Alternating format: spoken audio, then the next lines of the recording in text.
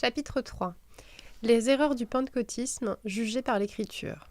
Nous voulons maintenant examiner brièvement les fondements du pentecôtisme.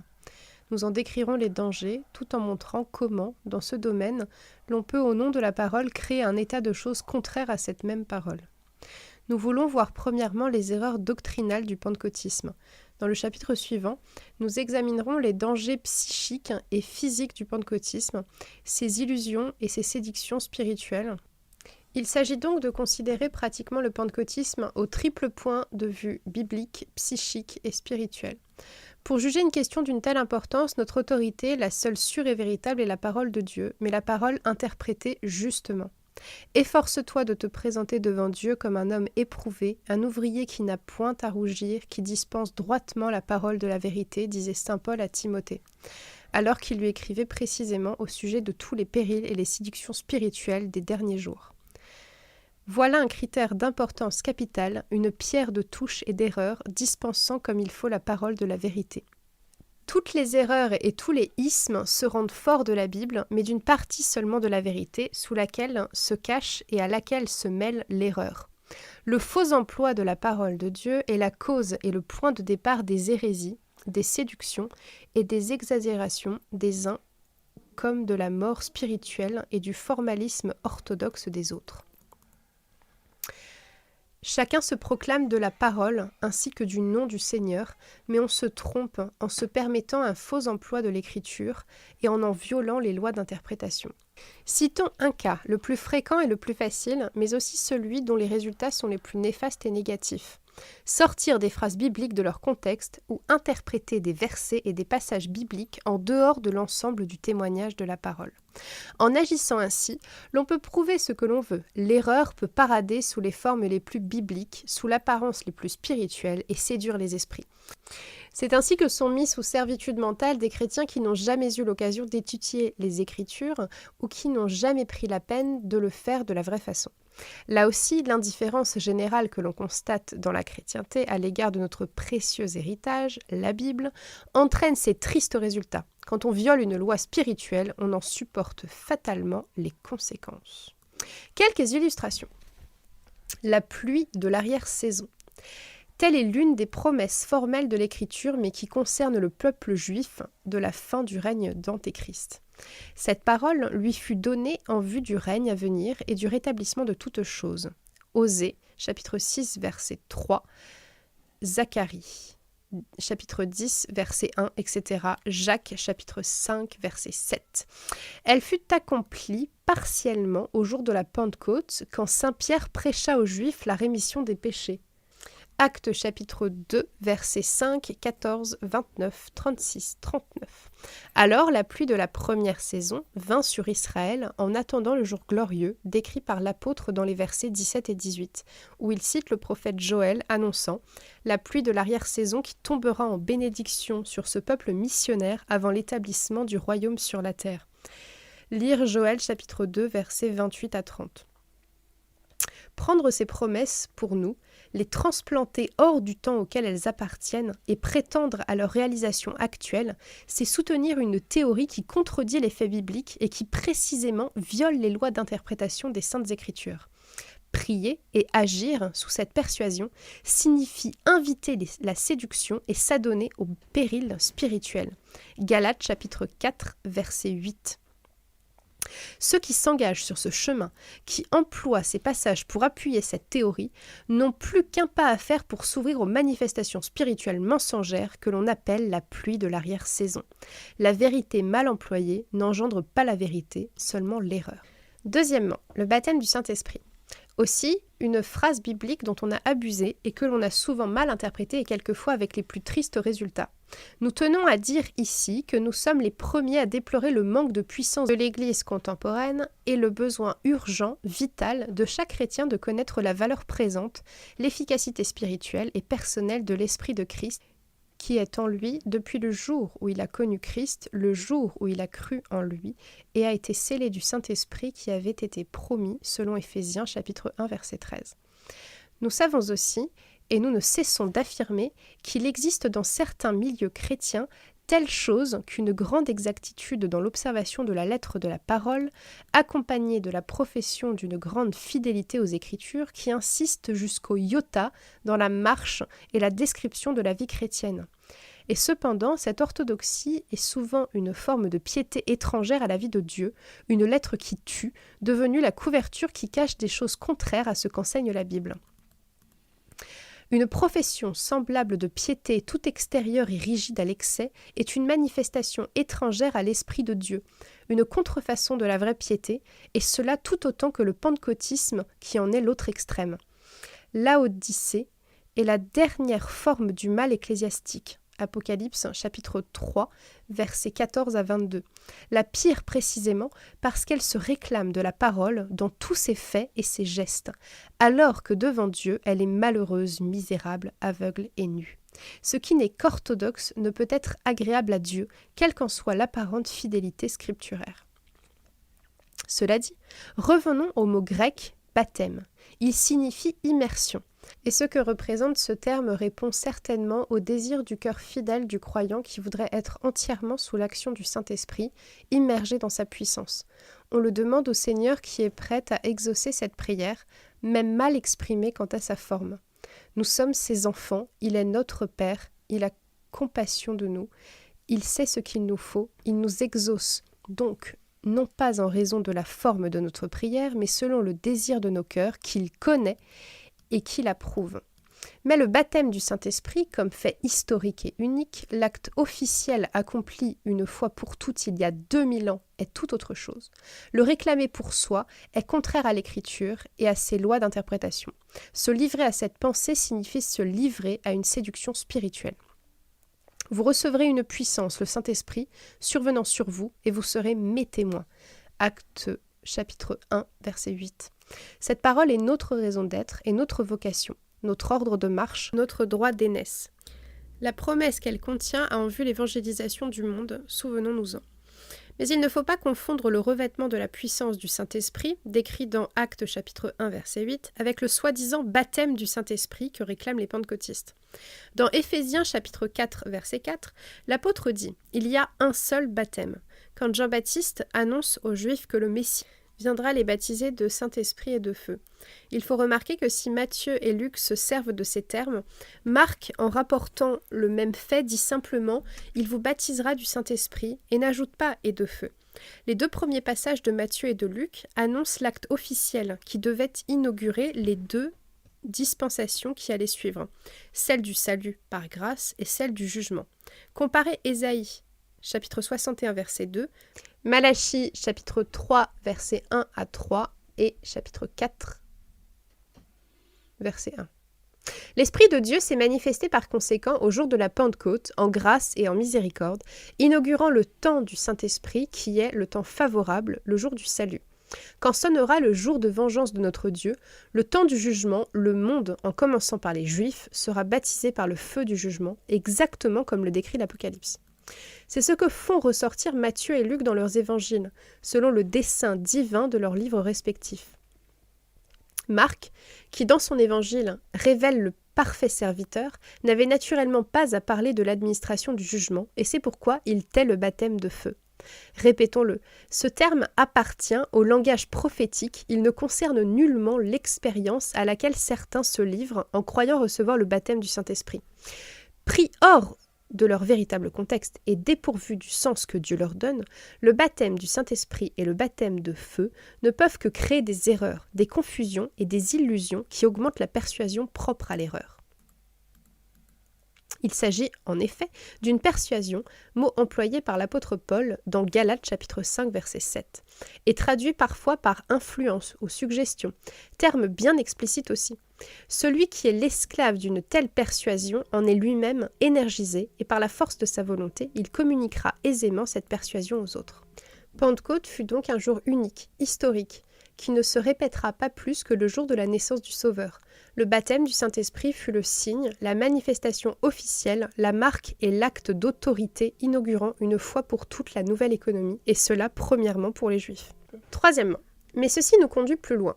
Comme nous venons de le dire, il est immanquable qu'étant sous cette persuasion, l'on en arrive à réclamer et à même imposer aux autres ce que l'on appelle les signes et les miracles.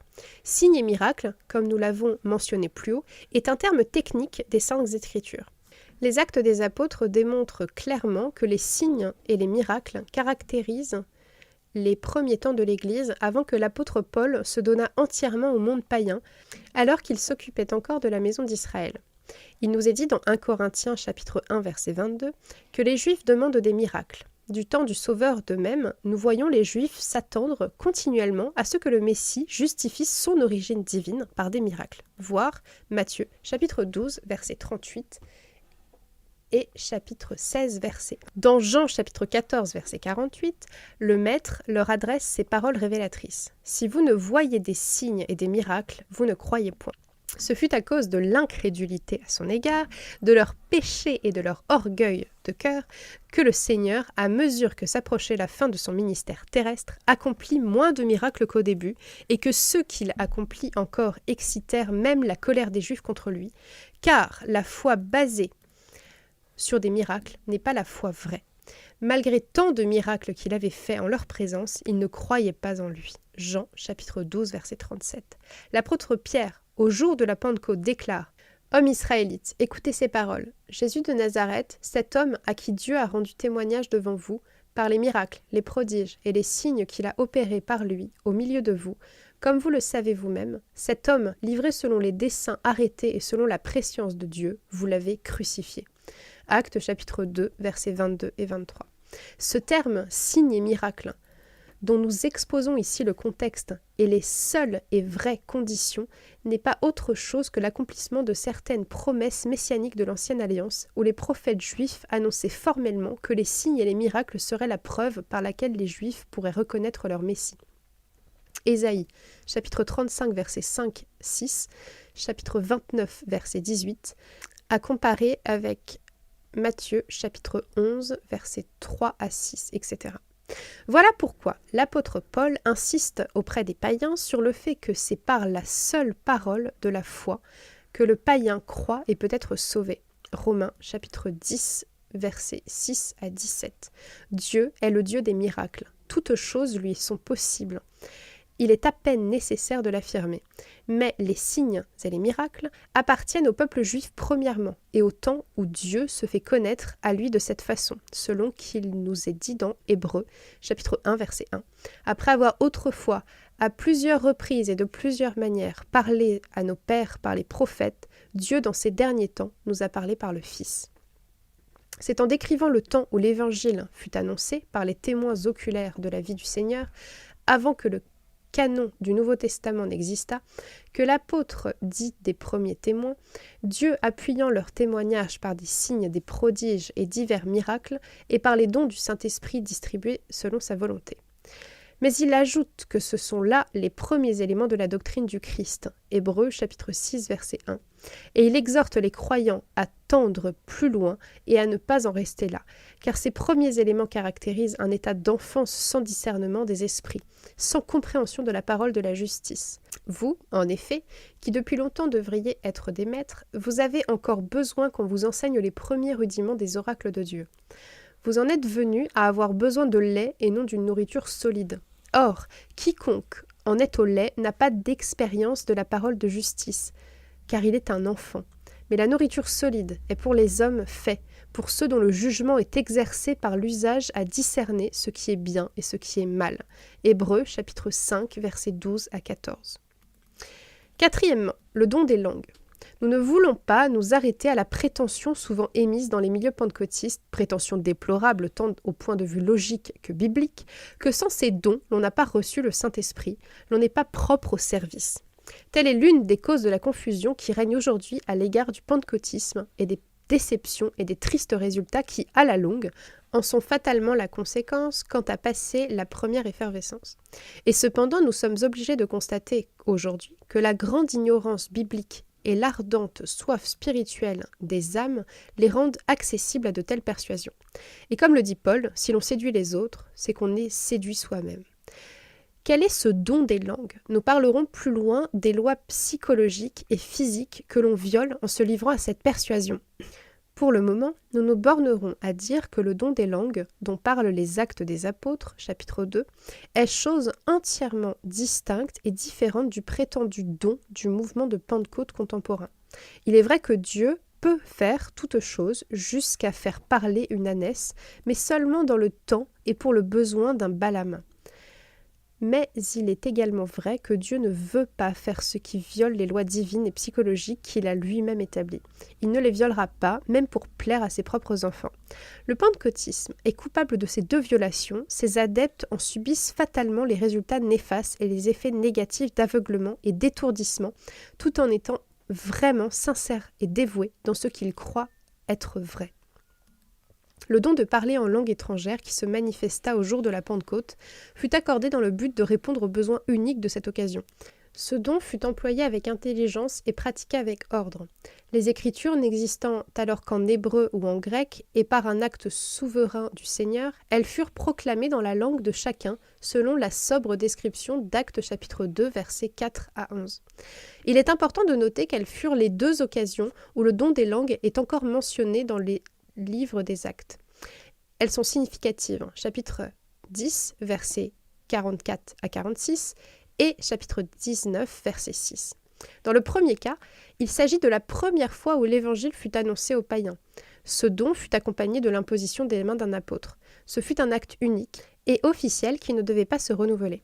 Le second cas se produisit lors de la conversion au christianisme d'une douzaine de prosélytes, disciples de Jean. Ils avaient été conduits au baptême de repentance de Jean, mais pas plus loin. Ils n'étaient donc pas sous la grâce ni possesseurs du salut par grâce.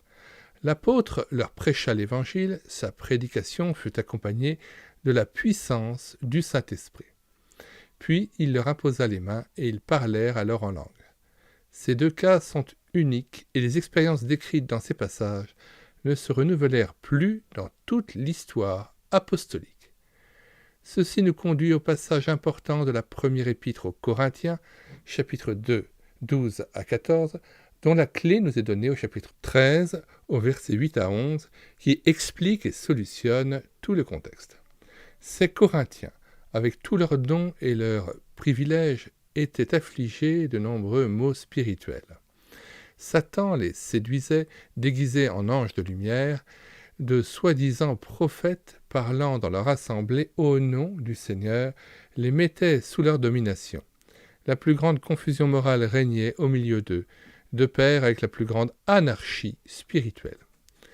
L'un des désordres les plus saillants favorisés par cet état de choses concernait précisément le parler en langue.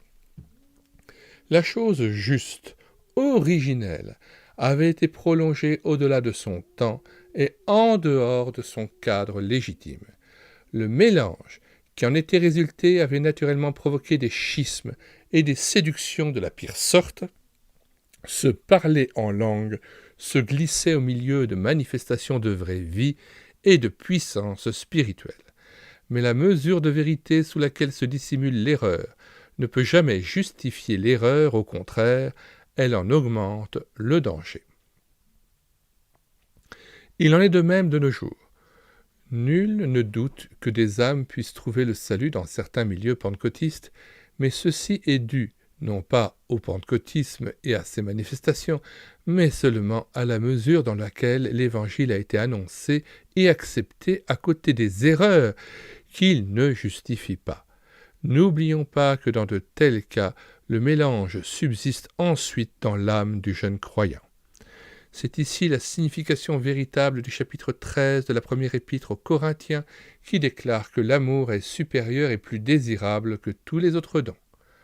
Aussi, lisons-nous à la fin de ce même chapitre cette parole de toute importance et qui a précisément en vue le parler en langue, chose légitime au début de l'Église, mais dont l'emploi non justifié eut plus tard des conséquences funestes. La charité ne périt jamais, les prophéties prendront fin, la connaissance disparaîtra. Car nous connaissons en partie et nous prophétisons en partie, mais quand ce qui est parfait sera venu, ce qui est partiel disparaîtra. Lorsque j'étais enfant, je parlais comme un enfant, je pensais comme un enfant, je raisonnais comme un enfant. Lorsque je suis devenu homme, j'ai fait disparaître ce qui était de l'enfant. 1 Corinthiens 13, versets 8 à 11. Ceci revient à dire que même le parler en langue authentique était parlé en enfant. Quand l'Église était dans son enfance, elle pensait, elle jugeait, elle parlait en enfant. Mais devenue majeure, ayant les instructions apostoliques des Écritures du Nouveau Testament en main, il lui fallait mettre de côté ce qui appartenait à l'enfance pour lui permettre d'arriver à penser, à juger, à parler en homme fait. Telles sont les exhortations de l'apôtre Paul. Le vrai don des langues était un signe propre à l'enfance de l'Église. C'est pourquoi son imitation qui fascine de nos jours certains croyants est simplement la preuve d'un état d'enfance spirituelle et non pas de progrès réel et de vérité saine. De là les exagérations, les prétentions aussi illogiques, malsaines qu'antiscripturaires et dangereuses dans leurs résultats. Il nous est dit que les dons spirituels accordés par le Seigneur aux membres de son corps se reconnaissent du fait qu'ils sont pour l'utilité commune. 1 Corinthiens 12, verset 11, pour la croissance de l'ensemble et pour le bien des âmes. C'est précisément ce que ne sont pas les manifestations contemporaines du parler en langue. Il ne devrait pas être nécessaire de dire que le don de s'exprimer en telle langue devrait être destiné au pays où cette langue est parlée.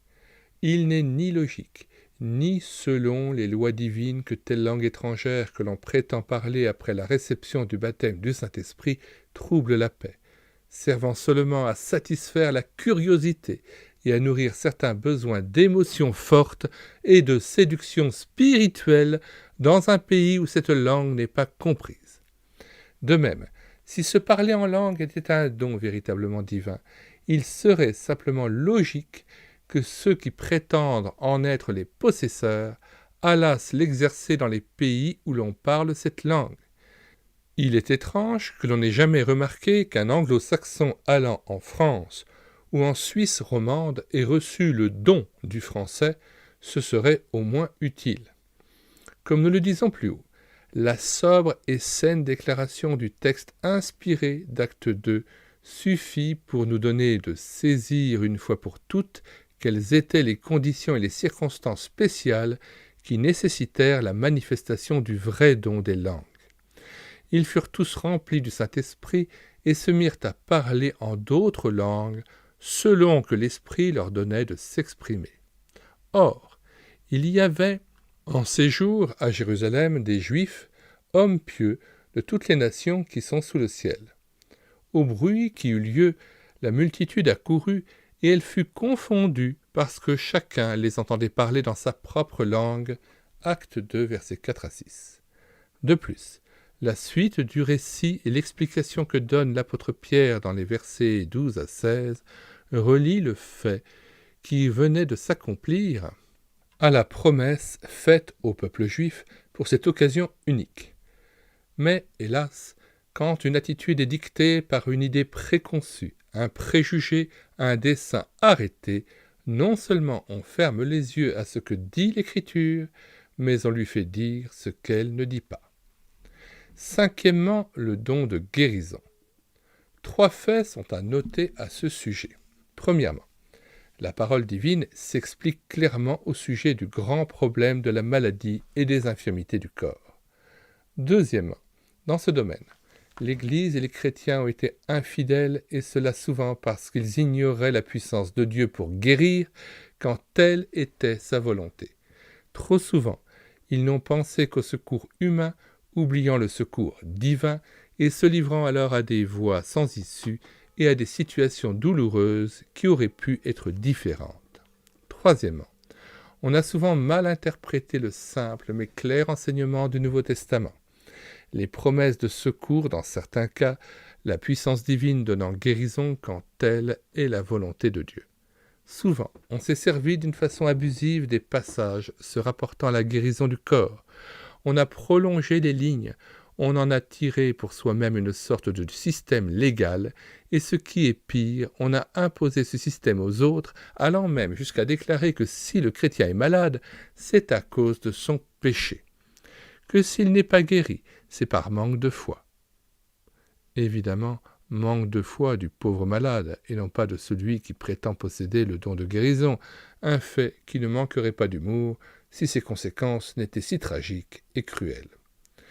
Nous croyons du fond de notre cœur à la puissance du Seigneur pour guérir les malades. Nous l'avons constaté chez les autres. Nous l'avons expérimenté pour nous-mêmes à maintes reprises. Nous ne voulons rien céder de notre assurance, de notre conviction, de notre témoignage personnel à ce sujet. Nous croyons aussi, et pour les mêmes raisons, qu'il existe telle chose que les puissances de mort, Hébreux 2,14, qui attaquent le corps du croyant fidèle, oppriment et cherchent à écraser son esprit, à flétrir et à épuiser ses forces physiques. Nous savons qu'il y a des puissances d'oppression et de dépression, des dominations mortelles et des esprits méchants, avec lesquels l'Église du Dieu vivant, le corps mystique de Jésus-Christ, aura toujours plus à lutter à mesure que s'approche la fin de l'économie de la grâce, comme nous en avertit solennellement le Nouveau Testament.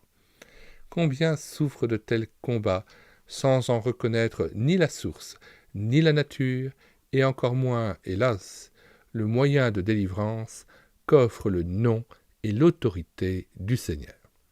Cette ignorance est souvent la cause que tels croyants dévoués, souffrant de la sorte, se livrent à ce qu'ils pensent être l'acceptation de la volonté du Seigneur, et entrent ainsi dans une situation qui est la volonté de l'ennemi. C'est ainsi que quelques-uns sont tombés dans la neurasthénie et parfois se sont livrés à des traitements psychiques qui ne sont certainement ni justes, ni le moyen d'une délivrance réelle et durable. L'Écriture nous enseigne ces choses sans aucun son confus. Nombreux sont ceux qui en ont expérimenté les effets à maintes reprises et dans diverses circonstances. Et grâce à Dieu, ils ont aussi expérimenté la puissance glorieuse du seul nom devant lequel les démons reculent, les chaînes se rompent, l'esprit d'oppression et de ténèbres est chassé pour faire place à un esprit de paix, à un manteau de louange. Mais en même temps, nous avons aussi vu et touché du doigt les effets meurtriers et cruels d'une certaine marche de foi pour le corps, qui fait des victimes et impose à autrui des expériences aussi tragiques que contraires à la volonté de Dieu. Les situations ainsi créées sont terribles, les effets parfois mortels. Mais hélas, ces pratiques échappent au contrôle des lois civiles qui mettraient vite fin à ces abus abrités sous le nom de la religion, ce qui est en effet un vrai trafic d'âmes d'hommes. Combien nombreux sont les cas où tel chrétien malade fut mis sous cette loi de prétendue marche de foi, excluant toute médecine et interdisant le secours de tout médecin. Il est vrai que par l'action d'une persuasion mentale exercée sur autrui, et cela dans une atmosphère créant une certaine exaltation, il peut y avoir soulagement momentané, du fait de l'espérance trompeuse qui s'empare alors du malade, mais le mal subsiste et s'enracine. Puis vient le moment où l'on est forcé de voir les choses telles qu'elles sont. Le médecin n'a plus qu'à déclarer que le mal est avancé à un point où son intervention est rendue inutile. Évidemment, comme nous le disons plus haut au dire de ceux qui ont agi d'une façon si coupable, le malade manquait de foi, et ce qui est plus cruel encore, avait des interdits dans sa vie, et la victime s'en va, après avoir enduré des souffrances inutiles et des angoisses mortelles, mais les vrais coupables échappent. Il est certain que chacun est libre d'avoir ses propres convictions et de faire ses propres expériences. Mais nul n'a le droit d'imposer de telles expériences aux autres. Nombreux sont les abus de ce genre que nous avons constatés. Nombreuses sont les victimes que nous avons essayé d'aider, mais dans quelques cas la fausse marche de foi avait déjà accompli son œuvre néfaste. Nombreuses sont aussi les occasions où nous avons eu le devoir et le privilège de dévoiler et de mettre fin à de tels états de choses. C'est ce qui nous permet de parler aujourd'hui, comme nous le faisons ici en résumé seulement, mais avec conviction et certitude. Nous traiterons plus loin en parlant des lois psychiques, les causes de certaines guérisons apparentes.